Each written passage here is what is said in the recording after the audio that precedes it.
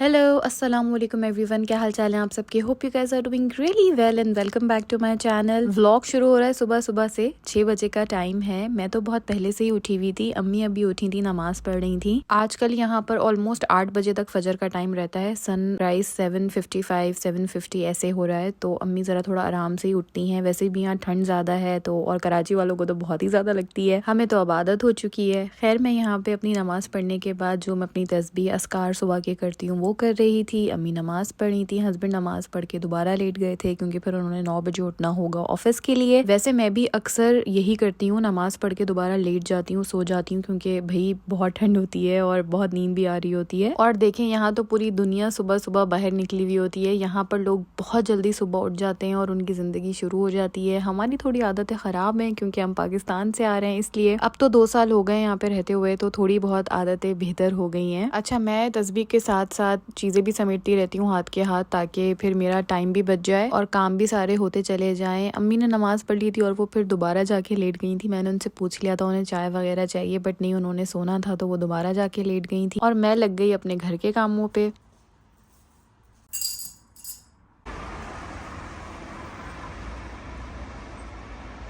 ये देखिए ऑलमोस्ट 8 बज चुके हैं लेकिन सूरज प्रॉपर्ली नहीं निकला है। हल्की हल्की सी रोशनी आ गई है मगर जो दिन निकलता है पूरा वो अभी तक नहीं निकला है। यहाँ पे सर्दियों में ऐसे ही होता है, दोपहर में अंधेरा भी बहुत जल्दी हो जाता है और सुबह रोशनी भी काफी देर से आती है, काफी लंबी रातें होती हैं। एनीवेज, घर सारा समेट के फिर मैं किचन में आ गई थी। मैंने अपने लिए बनानी थी कॉफी।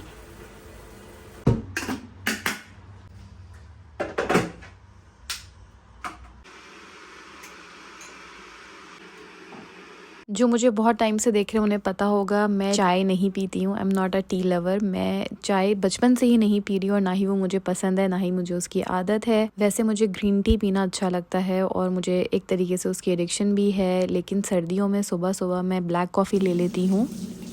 जब बहुत ज़्यादा ठंडा मौसम होता है तब एक तो थोड़ी सी कॉफ़ी से गर्मी सी भी आ जाती है और एनर्जेटिक भी हो जाती हूँ। मुझे इस वक्त यूजुअली नींद आ रही होती है लेकिन काम मेरे पास काफ़ी सारे करने के लिए होते हैं, इसलिए मैं कॉफ़ी पी लेती हूँ ताकि थोड़ी एक्टिव रहूँ। और ये है मेरा वो प्लांट जो बिल्कुल डेड हो गया था, मैंने आप लोगों से शेयर भी किया था, बट अब इसमें फिर से फ्लावर्स आ गए। I am so happy. सुबह किचन में आती, इसमें पानी अगर देना हो तो वो, या अगर इसकी सफाई करनी हो तो वो मैं सुबह ही सुबह कर लेती हूँ। वैसे मुझे black coffee without sugar milk अच्छी लगती है, लेकिन क्योंकि ठंड है और बहुत जल्दी फीवर हो जाता है, फ्लू हो जाता है, इसलिए मैं यहाँ का जो लोकल हनी है वो भी मैं सुबह सुबह कॉफ़ी के साथ ही ले लेती हूँ ताकि मैं बीमार ही ना हूँ और फ्लू वगैरह से बची रहूँ जितना हो सकता है।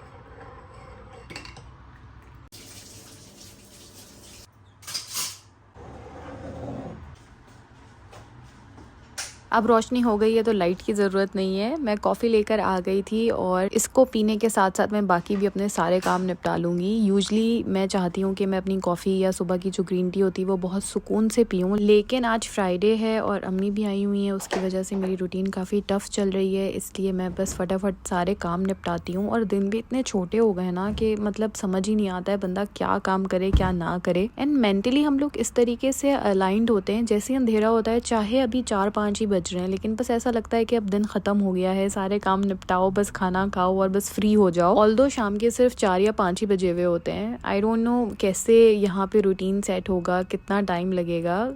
पता है सालों साल हम एक जगह पे रहते हैं और वहाँ की रूटीन हमारी बॉडी अडेप्ट करती है, वेदर अडेप्ट करती है, फिर उसके बाद कहीं और जाने में थोड़ा सा टाइम लगता है एडजस्ट होने में, बट फिर भी अल्हम्दुलिल्लाह अब काफी हद तक मुझसे चीजें मैनेज हो जाती हैं। जितनी भी लॉन्ड्री ड्राई हो गई थी मैं उसको यहाँ पे सब फोल्ड करके रख रही थी और मैं इन सबको जगह पे नहीं रख पाऊंगी क्योंकि ये लोग सब सो रहे हैं बेडरूम के अंदर, बट एटलीस्ट मैं फोल्ड करके सॉर्ट आउट करके रख लूंगी ताकि बस फटाफट मैं अंदर कबर्ड के अंदर सब कुछ सेट कर दूं। मैं चाहती हूँ मैं ज़्यादा से ज़्यादा टाइम अपना सुबह यूज़ करूँ और अपने सारे काम निपटा लूँ ताकि अम्मी जब तक उठें या फ्रेशन अप हो मैं उनको फिर ज़्यादा से ज़्यादा टाइम दूँ, उनके साथ टाइम स्पेंड करूँ। बट फिर भी मुझे ऐसा लग रहा है कि मैं उतना टाइम स्पेंड नहीं कर पा रही हूँ। ऑब्वियसली मैं एक ही हूँ, मैंने किचन भी संभालना होता है, बाकी चीज़ें भी देखनी होती हैं, घर के काम यहाँ पे सारे खुद ही मैनेज करने होते हैं। ऑल्दो हस्बैंड मेरी काफ़ी हेल्प कर रहे हैं, ऑनेस्टली मैंने इतना एक्सपेक्ट नहीं किया था, बट स्टिल उनको ऑफिस भी मैनेज करना होता है। सो बस जैसे तैसे सारे कामों के बीच में थोड़ा बहुत टाइम मम्मी के साथ स्पेंड किया जा रहा है और बातें करते करते ये कपड़े सारे फोल्ड हो गए हैं। आई विश रियल लाइफ में भी इतनी जल्दी हो जाते।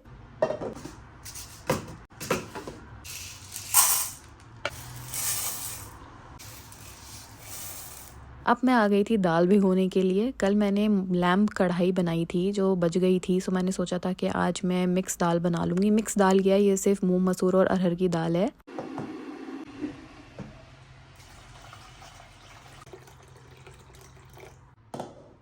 मैंने केटल में पानी गर्म करके दाल को भिगो दिया था ताकि दोपहर तक ये अच्छी तरह से भीग जाए और फिर ये बनाना आसान हो और इसका थोड़ा बादीपना भी निकल जाता है जितनी ज़्यादा देर आप इसको भिगोएं। कॉफ़ी मेरी साथ साथ चल रही थी। मैं अब आ गई थी कपड़े प्रेस करने के लिए। फ्राइडे है इसलिए हमने अपने नए नए ड्रेसेस निकाले थे। जो अम्मी अपने लिए न्यू ड्रेसेस लाई थी सर्दियों के वो, और जो मेरे लिए 2-3 न्यू ड्रेसेस आए थे वो। वैसे मैंने सख्ती से मना किया था सबको, हमें कुछ भी भिजवाने की जरूरत नहीं है, हमें कुछ चाहिए ही नहीं था, एक्चुअली किसी भी चीज़ की नीड नहीं थी। और जितने भी सर्दियों के कपड़े यहाँ पर हों वो आप बाहर तो पहन के जा नहीं सकते हैं, सो इसलिए मुझे ज़रूरत नहीं लग रही थी बिला वजह किसी से कुछ फरमाइश करना। बट फिर भी सबने कुछ ना कुछ थोड़ी बहुत चीज़ें भिजवा ही दी हैं, so thank you so much to each and every one of you. So बस अभी यहाँ पे मैं कपड़े प्रेस कर रही थी। फ्राइडे है, बस बारी बारी सब नहाएंगे, सो बेहतर है कि कपड़े भी प्रेस हो जाएं। और इतने दिनों बाद मैं अम्मी के लिए कपड़े प्रेस कर रही थी ना, तो मुझे बड़ा अजीब सा लग रहा था। खुशी हो रही थी, ऑब्वियसली अच्छा लग रहा था। कुछ चीज़ें हम अपनी यंग एज में बहुत फॉर ग्रांटेड लेते हैं और हमें लगता है कि यार ये एक्स्ट्रा बर्डन है हम पे, हमारे ऊपर, बट फिर बाद में कुछ साल बाद वो मेमोरीज, वो मोमेंट्स आप बहुत ज़्यादा मिस करते हैं। इसलिए बी ग्रेटफुल, जो है वो बहुत अच्छा है। अच्छे हालात हों बुरे हालात हों जैसे भी हों, बाद में याद आते हैं और कुछ ना कुछ सिखा कर ही जाते हैं।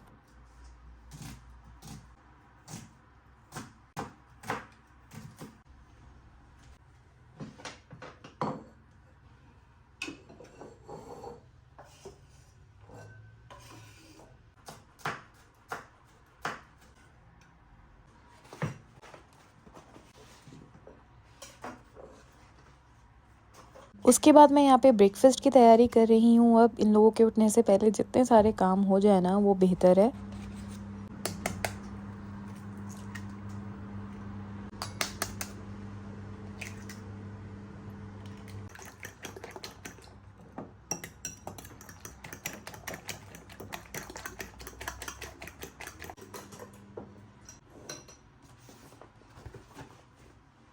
आजकल ब्रेकफास्ट का मेन्यू रात में ही डिसाइड कर लेती हूँ ताकि सुबह फिर मेरा टाइम वेस्ट ना हो और मैं फटाफट बस तैयारी करूँ। देखा जाए तो बस सिर्फ एक अम्मी ही हैं जो आई हैं, जो एक न्यू एडिशन हुआ है, बट उसकी वजह से ना घर में इतनी रौनक लगी हुई है माशाल्लाह से, और काम में भी ना काफी बरकत हो गई है। मेरी शादी के बाद पहली बार ऐसा हुआ है कोई आया है एज अ गेस्ट, और इतना अजीब लग रहा है कि अम्मी भी आई है एज अ गेस्ट कुछ टाइम के लिए फिर चली जाएंगी। एनीवेज टाइम 9 बजे का हो रहा था। हस्बैंड उठ चुके थे, ऑफिस उन्होंने स्टार्ट कर दिया था। मैंने उनके लिए चाय रख दी थी। नाश्ता तो वो आजकल जरा थोड़ा ठहर कर ही करते हैं, फौरन उनसे किया नहीं जाता, लेकिन हाँ चाय उन्हें फौरन चाहिए होती है, सो मैंने उनको चाय बना कर दे दी। फिर मैंने अपने सर में ऑयलिंग करी क्योंकि मैं फ्राइडे कोशिश करती हूँ हेयर ऑयल जरूर लगाऊं। तफसील से नहाना होता है तो अच्छे से ऑयल लगा लूं, और ये सुन्नत भी है। वो सारे काम जो हम डेली लाइफ में करते ही हैं, अगर वो हम सुन्नत की तरह फॉलो कर लें और नियत कर लें कि ये हम इसलिए कर रहे हैं क्योंकि ये सुन्नत है, तो उसका हमें सवाब भी मिल जाएगा। काम तो वैसे भी करने ही होते हैं तो थोड़ी सी नेकी ही कमा लेते हैं। ये थिंकिंग प्रोसेस मेरे लिए भी न्यू ही था। मैंने रिसेंटली एक लेक्चर में सुना और फिर वाकई मुझे रियलाइज हुआ हम सारे काम ही कर रहे होते, नियत अगर सुन्नत की कर लें तो सवाब भी कमा लेंगे, तो सोचा आप लोगों के साथ भी शेयर कर दूं। एनीवेज अम्मी भी उठ गई थी और वो चली गई थी नहाने के लिए। मैं फटाफट अब रूम ठीक करूंगी। मुझे बड़ी उलझन होती है अगर बेडरूम फैला हुआ हो तो। मैं और अम्मी ऊपर बेड पे सो जाते हैं, हस्बैंड यहाँ नीचे गद्दा बिछाकर सो जाते हैं, और ये फोम हमने न्यू लिया है, बहुत अच्छी क्वालिटी का है, बहुत कंफर्टेबल है, और सबसे अच्छी बात ये कि आराम से फोल्ड हो जाता है तो पूरा घर बिखरा बिखरा नहीं लग रहा। मैं उसे ऐसे ही बेड के आगे लाइक अ सेटी रख देती हूँ ताकि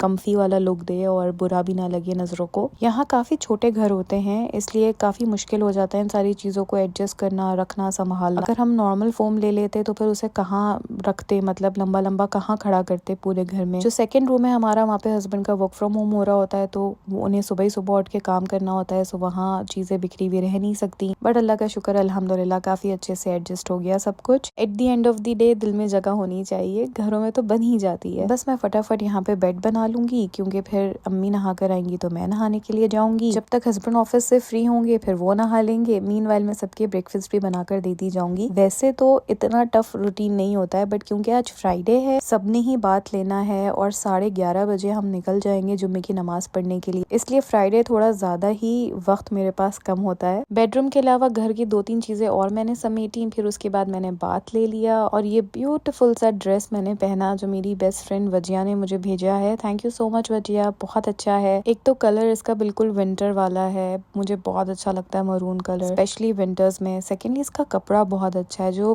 पश्मीना शॉल वाला कपड़ा होता है ना, ये बिल्कुल वो है, बहुत कंफर्टेबल और बहुत गर्म। ये जनरेशन से उसने लिया है, कितने का है ये तो मुझे नहीं पता बिकॉज गिफ्ट है, बट जनरेशन का है। अगर आप लोगों में से कोई इंटरेस्टेड हो तो देख सकता है। उसके बाद जी मैं आ गई थी डायरेक्ट किचन में। मैंने ऑमलेट की प्रिपरेशन तो पहले ही कर ली थी, उसके साथ तंदूर की रोटी वाला जो पराठा होता है वो आज हमने खाना था। मैंने आप लोगों को बताया कल लैम कढ़ाई बनाई थी तो साथ बाहर से नान आए थे और वो हमने थोड़े एक्स्ट्रा ही मंगाए थे ताकि हम सुबह उसको तलकर खाएं। इन लोगों का बहुत दिल चाह रहा था तली हुई नान वाली रोटी सुबह सुबह खाने का। तो बस मैं रोटी को हल्का सा गीला करके तवे के ऊपर डाल रही थी और फिर उसको ऑयल डाल के सेक रही थी। वैसे बहुत टाइम बाद हम लोगों ने भी खाई थी। आई थिंक जब से हम यहाँ पर आए हमने ये कभी ट्राई नहीं किया। रोटी बच भी गई तो कभी दिमाग में नहीं आया कि ऐसे खाते हैं। अम्मी के आने से याद आया और खाकर बहुत मजा आया। अच्छा, ऑमलेट 2 तरह के बन रहे थे जी। हस्बैंड ऑमलेट में टोमेटोज खाते हैं और हरी मिर्ची अवॉइड करते हैं, तो मैंने पहले उनके लिए बना के नाश्ता दे दिया था ताकि वो नहाने से पहले कर लें। और यहाँ पे मेरा दूध गिरते गिरते बचा, शुक्र। सेकंड टर्न अम्मी के नाश्ता बनाने की थी तो बस अब पहले मैं उनके लिए तंदूर की रोटी सेक लूंगी, फिर उसके बाद ऑमलेट बना लूंगी। अम्मी और मेरा ऑमलेट एक जैसा था, हमें थोड़ा ज्यादा सिका हुआ अच्छा लगता है और उसके अंदर हम पुदीना हरी मिर्चें जरूर डालते हैं, बहुत मजे का लगता है। आप लोग कभी पुदीना डाल के ट्राई कीजिएगा, ऑमलेट बहुत ही मजे का लगता है। आई मीन मेरे लिए ऑमलेट के अंदर प्याज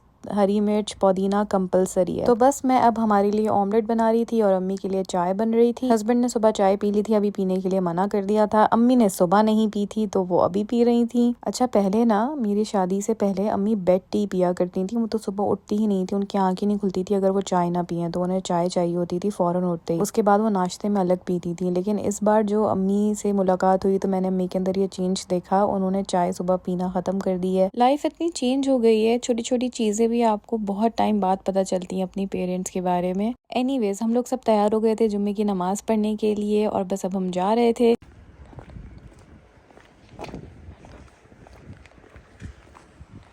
12 बजे यहाँ जुम्मा हो जाता है, तो हम उसी हिसाब से टाइम को मैनेज करते हैं। और ये मेरी क्यूटी अम्मी जा रही हैं।